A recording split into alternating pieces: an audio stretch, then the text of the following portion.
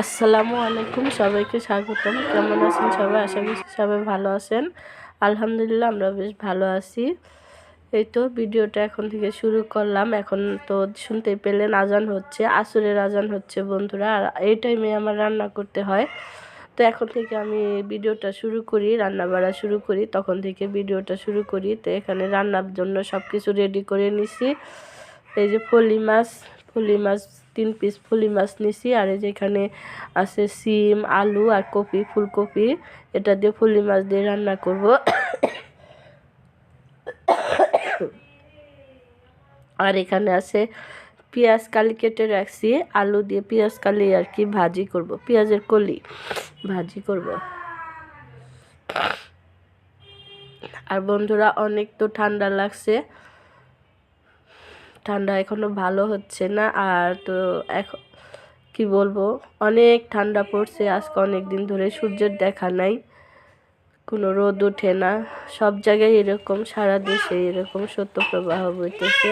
জানি না আর কতদিন এরকম চলবে। তো এখানে মাছ ভেজে নিচ্ছি, এই যে 3 পিস মাছ, ফলি মাছ। গ্যাস তো নাই, তো আস্তে আস্তে আর কি দিছি, ভাজা হচ্ছে না, দেখতেই পাচ্ছেন। এই যে দেখুন আগুনের কি অবস্থা। আর এখন তো শীত, তীব্র শীত, তার জন্য গ্যাসেরও অবস্থা খারাপ। 4টা বাজে এখনও গ্যাস বাড়ে নাই।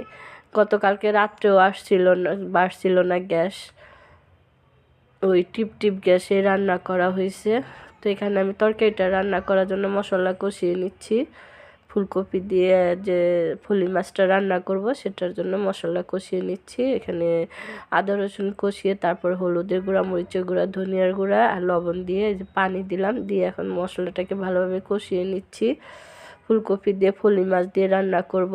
অনেকগুলো ফলি মাছ আনছিল, তো এখনও আছে, তো সেটাই খাওয়া হচ্ছে।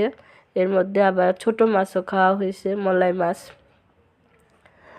ভর্তা টর্তা কি এগুলো খাওয়া হয়েছে, সেজন্য মাছ এখনও আছে।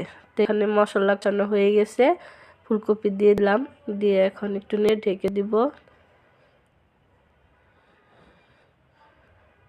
তো বন্ধুরা আপনারা শীতের সিজন কে কেমন আছেন? অনেক শীত পড়ছে, তো সেটা তো জানেনই।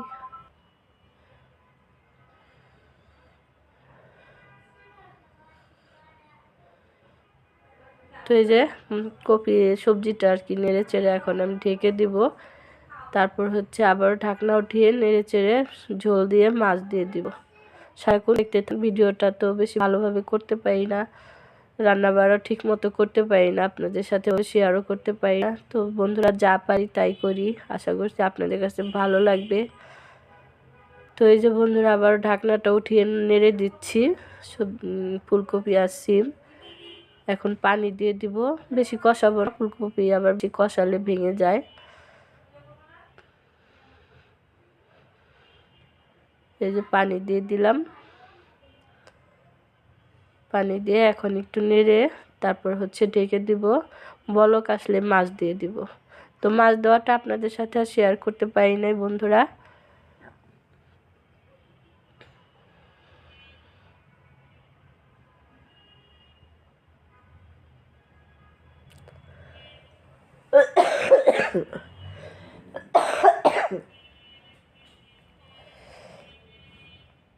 তো এই তো বন্ধুরা দেখতেই পাচ্ছেন যে আমার তরকারিটা কেমন হয়েছে। আমি এর মধ্যে মাছটা দিয়ে দিয়েছিলাম, দিয়ে যে রান্না করে নিলাম। কথা একদম নাকে বাজে, গলা দিয়ে কথা অন্যরকম হয়।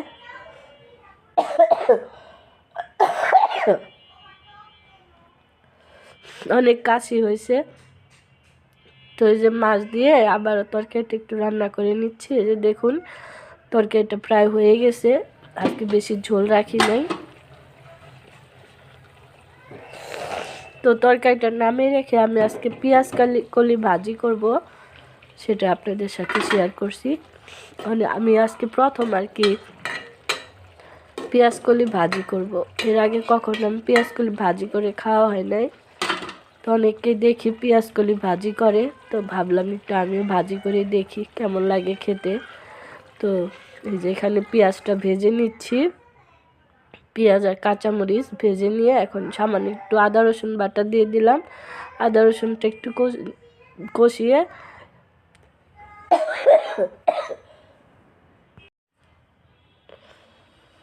তো এখানে আমার আদা রসুন আর পেঁয়াজ সব ভাজা হয়ে গেছে। এখন আমি দিয়ে দিব এই যে কেটে রাখা আলুটা আগে ভেজে নিব, তারপর হচ্ছে পেঁয়াজ কলি দিব, কারণ পেঁয়াজ কলি একটু সফট তো তাই পরে দিব। আলুটা একটু শক্ত, আলুটা একটু ভেজে নিই, তা না হলে সিদ্ধ হতে চাবে না। তো এখানে আমি এই যে আলুটা ভেজে নিলাম, এরপর হচ্ছে যে পেঁয়াজ কলি দিয়ে দিব। তো বন্ধুরা আমার কিন্তু কথা নাকে বাজতেছে, গলার অবস্থাও খারাপ, গলার সাউন্ড খুব খারাপ হয়ে গেছে কাশতে কাশতে ঠান্ডা লেগে।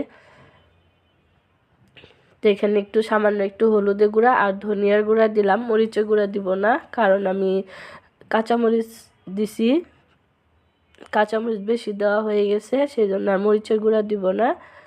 শুধু হলুদের গুঁড়া আর ধনিয়ার গুঁড়া দিয়ে ভাজিটা করে নিব, তা নাহলে ঝাল হয়ে যাবে।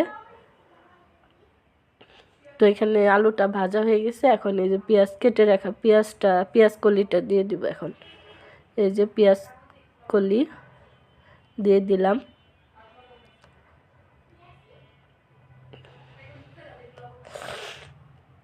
এই তো পেঁয়াজ কলি দেওয়া হয়ে গেছে বন্ধুরা। এখন আলুর সাথে এটা নেড়ে চেড়ে মিক্স করে নিব, তারপর ঢেকে দিব। ঢেকে দিয়ে চুলার আঁচটা কমিয়ে আস্তে আস্তে আমি ভাজিটা করে নিব।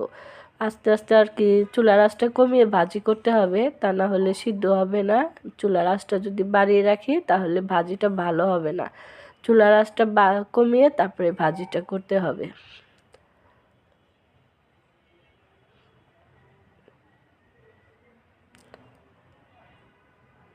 আর আজকে আমার না ধনিয়া পাতা নাই, টমেটো নাই, কারণ আমাদের বাজার করা হয় নাই। তো শীতের মধ্যে বা সোহাগের আব্বু বাজারে যাইতে চায় না, ওই আগের বাজার ছিল ওগুলা দিয়ে আর কি কয়েকদিন ধরে খাচ্ছি।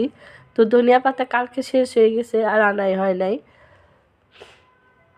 সেই জন্য আজকে ধনিয়া পাতা ছাড়াই তো কি সব তরকারি রান্না করতে হচ্ছে।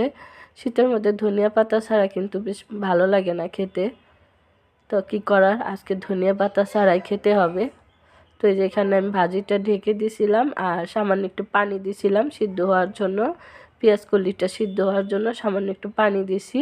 তো আবারও ঢাকনাটা উঠিয়ে নেড়ে চেড়ে দিচ্ছি, দেখতেই পাচ্ছেন বন্ধুরা। আর ভাজিটা কিন্তু অনেক সুন্দর হয়েছে।